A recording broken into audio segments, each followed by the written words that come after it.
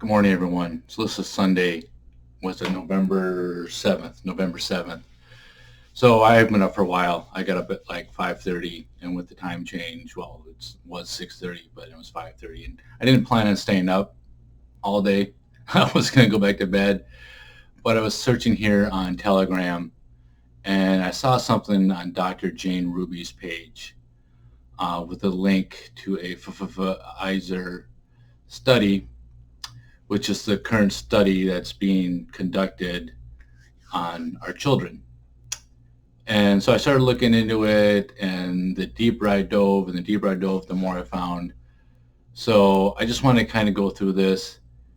This is all factual information right from trials.gov and all the information. So let's get started here. So let me pull this up here real quick before I go to it.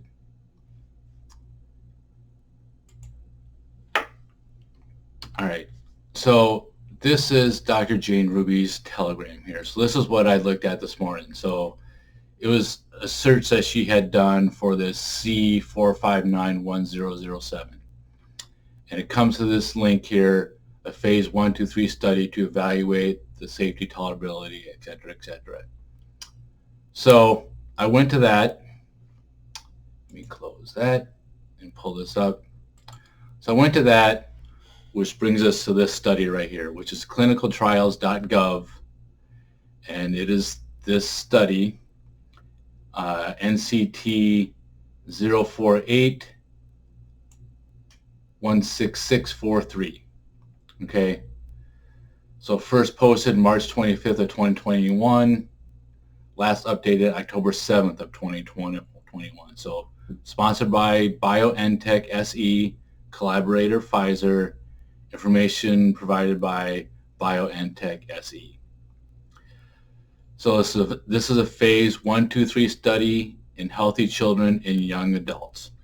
So this is the current study that they're doing for children ages 5 to 12, children ages 2 to 5, and 6 months to 2 years old. So it shows here condition or disease, SARS-CoV-2 infection, COVID-19. They're using biological vaccine BNT162b2 10 mcgs or 20 mcgs or 30 mcgs, and also using a placebo. Now this other one here, which they're using 3 mcgs, I don't know if that's the pill that they're coming out with now, but let's just run through this. So estimated enrollment, 7,922 participants, non-randomized, right? So the actual study start date is showing here is March 24th of 2021. Estimated primary completion date, June 28th, 2024. Which means the study started March of this year and it's not going to be completed for 3 years. So that tells me that they are currently in this study. I don't know what else that could say besides that the study is currently ongoing. Do you disagree with me? Is that what that says to you? So let's run through here and what they're doing.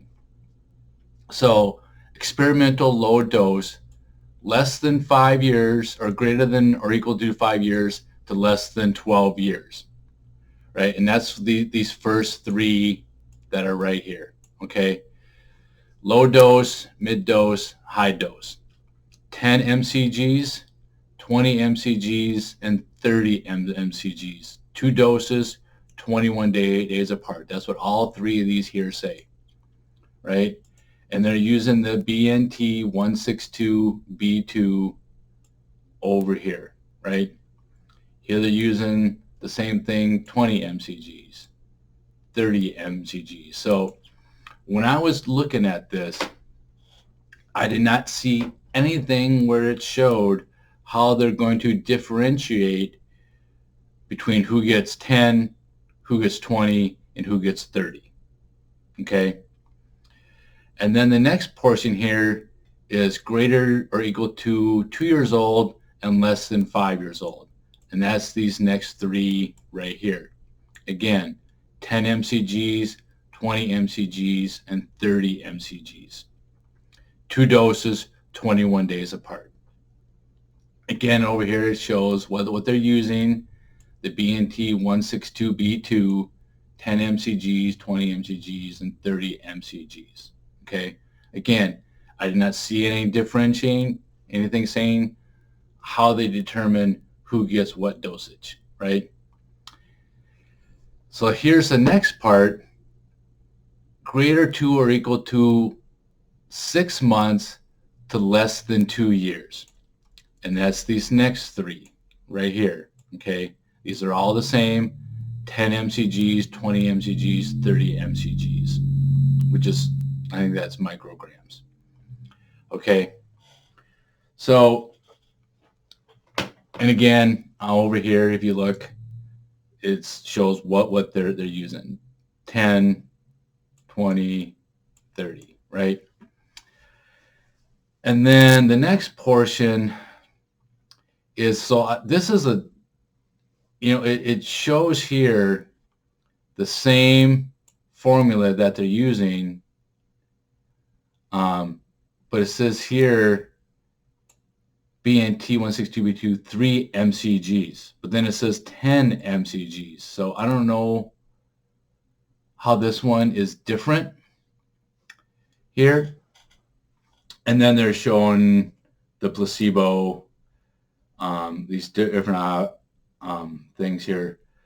But so this shows what they're doing in this trial that started in March, runs through June of 2024. This shows what they're actually doing in this trial. So, and I go down and I read here. So this is what their primary outcomes are, right? The percentage of participants in phase 1 reporting local reactions, time frame for 7 days after dose 1 and dose 2, not during or between dose 1 and dose 2, time frame for 7 days after dose 1 and dose 2. Looking for pain and tenderness at the injection site, redness and swelling as reported on electronic diaries. Also looking for reported systematic events, fever, fatigue, headaches, chills, vomiting, diarrhea, new or worsened muscle pain, new or worsened joint pain, decreased appetite, drowsiness, and irritability as reported on electronic diaries. And here, for reporting adverse events, again, from dose 1 through 1 month after the last dose. Okay, so this is, at least they started from day 1 when they get the first dose, but then only till 1 month after the last dose. So if something happens 35 days after the last dose, apparently they're not tracking it. If you disagree with my opinion on this or what I'm saying here, let me know, because to me that's what that's saying, is that they are not looking at it after 1 month after their last dose. And this is as elicited by investigational staff or site staff. So does that mean they get to choose what is reported? I don't know what that means. You let me know what you think. And then also participants in phase 1 reporting serious adverse events, again, from dose 1 through 6 months after the last dose. So unless you have a serious adverse event, then they will go ahead and look at it for 6 months afterwards, right? So who determines the difference between an adverse event and a serious adverse event? So who determines that, whether or not it's a 1 month afterwards or 6 months afterwards? That's a good question. It doesn't state that. And then parts 2 and 3 reporting local reactions. Again, the time frame is 7 days after dose 1 to dose 2. Pain or tenderness at the injection site. So you can go through this, and it kind of describes what it is that they're looking at. And I'm not going to go through the whole thing, but you can go and look at this. I will share this link. You can go and look at this for yourself, come up with your own conclusions. But what I thought was interesting also, so their inclusion criteria, right? So male or female participants greater or equal to 6 months and less than 12 years of age at time of the randomization at visit 1 for the dose finding selected dose evaluation. Okay.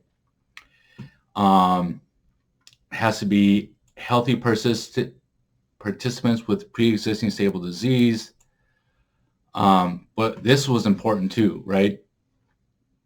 The participant's parents or legal guardian is capable of giving sign-informed consent, which includes compliance with the requirements and restrictions listed in the ICD and in this protocol, depending on the age of the participant and according to local requirements.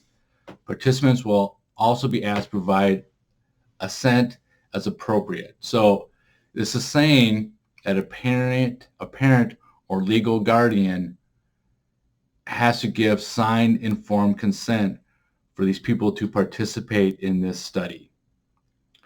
So if you hear things of schools, etc., I saw a thing this morning, in Australia, Victoria, they're going to be giving injections between classes, right? So if your child is being subjected to this in school, etc., without a parent consent, this study is saying that a parent must give signed informed consent. Oh, let me scroll back up here to the top. One thing that I noticed is where the study is being conducted. I don't remember if it says it up here or where did I see it? Hang on here 1 second. I'll have to scroll through here, and maybe it's at the bottom. So this study is being conducted in 4 places, and I don't remember where I saw that, but it was U.S., Spain, Poland, and Finland. Okay, so now we're back here, and I'll see if I can find that later. So this led me, because there's a link in here, I forget which link I clicked on, but it takes me to this data sheet. So this is a huge, long Excel spreadsheet, right? And I had to scroll through here. It took me a while, but it's on line 10,286, where it lists this NCT 048-16643, which if I go back here, that is this trial's identifier, right? NCT 048-16643, okay? So it goes through, and it's like, I think like every study that's been, conducted or is ongoing or is completed, it's on this Excel spreadsheet, and it takes a while to go through this. And it doesn't list all the names of the titles on the tabs here, but it shows when it was filed, the age range, when it started. But what I thought was interesting, the last column, this is showing right here that a parent must give consent. Okay, so I was looking through all that. And this pretty much says a lot of things that's already in that study. But when I was looking at this, I noticed a study that's right below here on line 10,287, which is NCT 048-16669, right? And so I looked up that study, which is this one right here. So this study here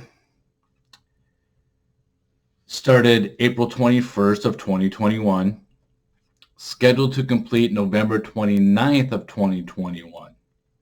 So this, again, a study that is ongoing. This one is going to be completed sooner than the other one. What I thought was interesting with this one is they are using a frozen liquid with LNP size at the upper end of specification, right? Frozen liquid MDV given as the third dose following a primary series of liposomal BNT162b2.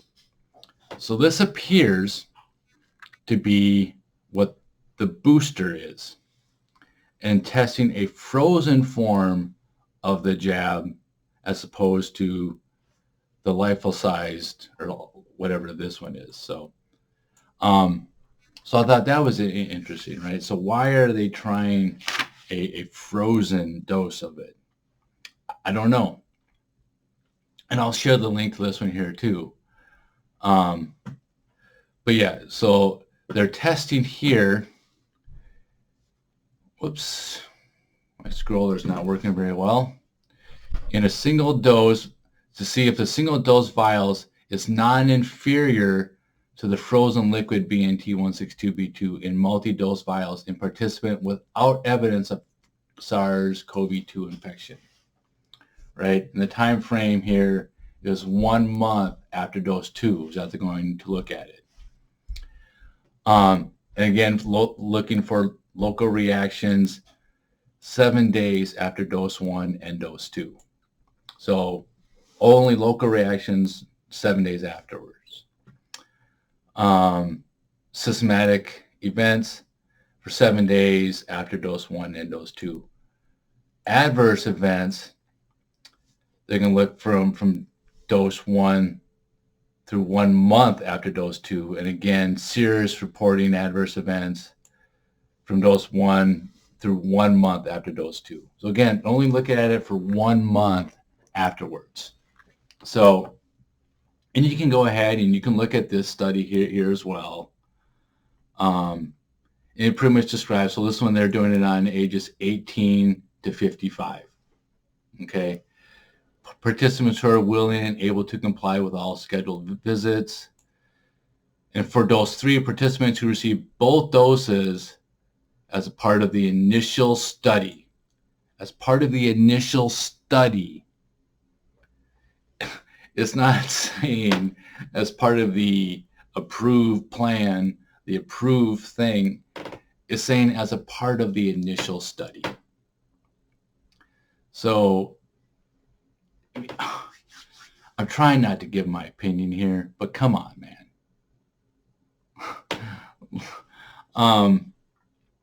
It's a study. It says right here, it's part of the initial study.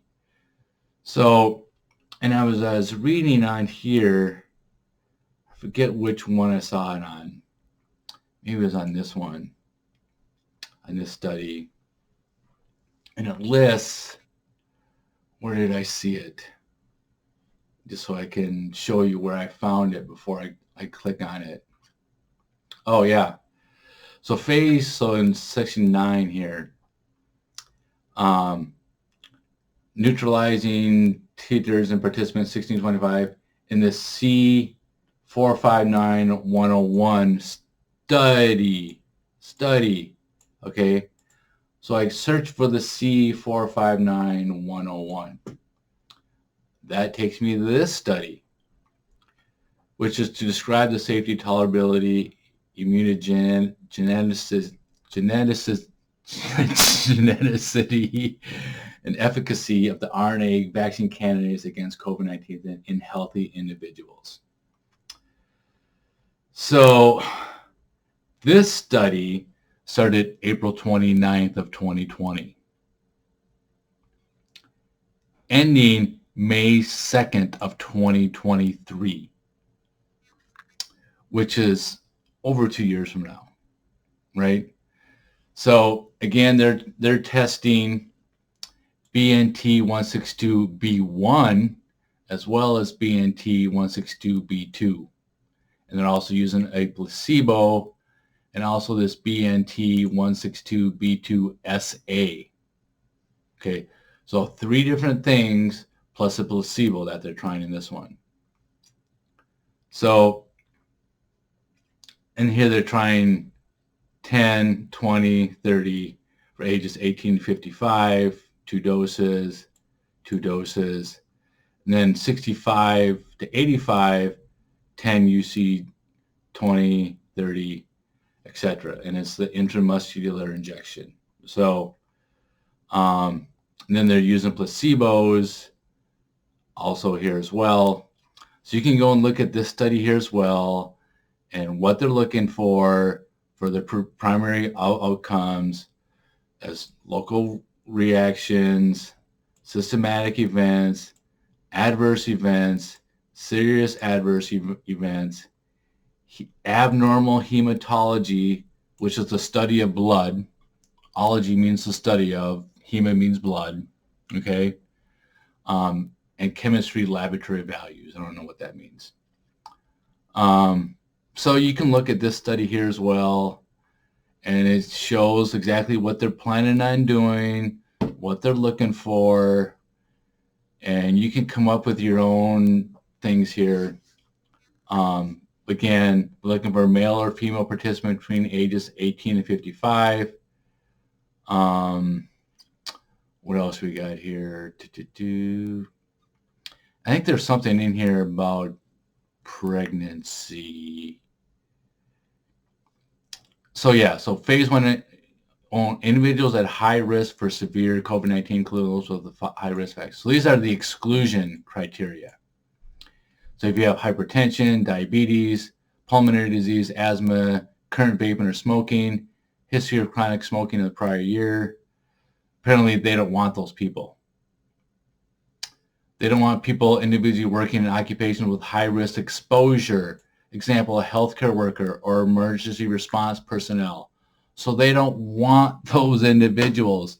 Those are the people that are saying should get it, right? That's what the media is telling us, and the government is telling us that those people who should get it, but those are the people who are in the exclusion criteria.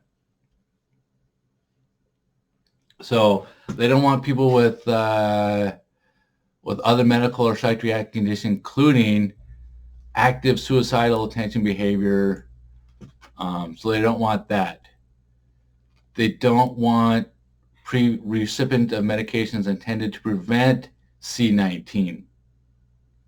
So if you've had something else to prevent C19, they don't want those people in this study. Is that what that's saying to you? That's what it's saying to me. What else? They don't want women who are pregnant or breastfeeding in this study. Why would they not want that? Okay. They don't want anybody who's had a previous vax with any other coronavirus vaccine. What else do they not want here? They want people regular receipt of inhaled or nebulized corticosteroids. Oh wow, I didn't see this before. Oh, I thought this said ivermectin, but it doesn't. Okay, never mind. Sometimes, words jump out at you. So, what is this?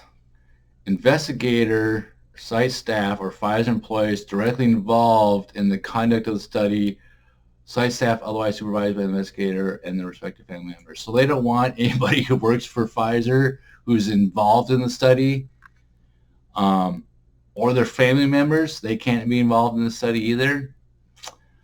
Wow. All right. So you can go and look at this one, and it has some links on here. I don't know. I haven't clicked on all these links. I don't know what all that means. So you can go and you can look at all this stuff. Let me know what you think. It's interesting, because the stuff is out there. According to this study that one with the kids, so shows here they're currently still recruiting people for it. So so you can go in and look at this and let me know what you think. Again, this is all factual information that you can find on government websites, right? It's not anything that I'm making up. I'm not sharing false information or misinformation. I'm giving you the information right from their websites. So we'll see if this one makes it through. It's early Sunday morning. I didn't get a lot of sleep. My hair probably looks like crap. I don't care. It doesn't matter to me. So take a look at this and let me know what you think. And I will see you tomorrow night.